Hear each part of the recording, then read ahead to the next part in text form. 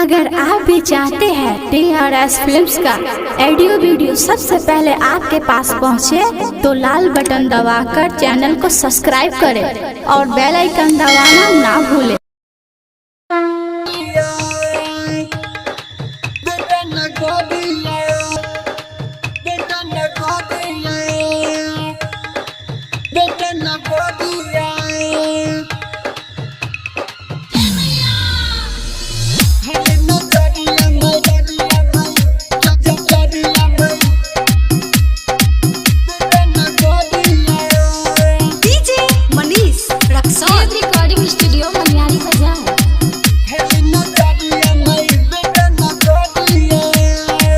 धूमधाम से करो पूजनवा, पूजा होई मनवा, माई के नेवता तू दे दो मुनेश, ओहे अपना अंगनवा।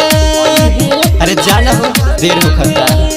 हाँ धूमधाम से करो पूजनवा, पूजा होई मनवा, माई के नेवता तू दे दो मुनेश, ओहे अपना अंगनवा।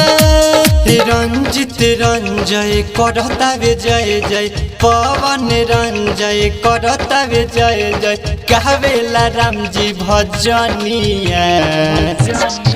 फेरली नजरिया माई बेटा नगरिया, फेरली नजरिया माई बेटा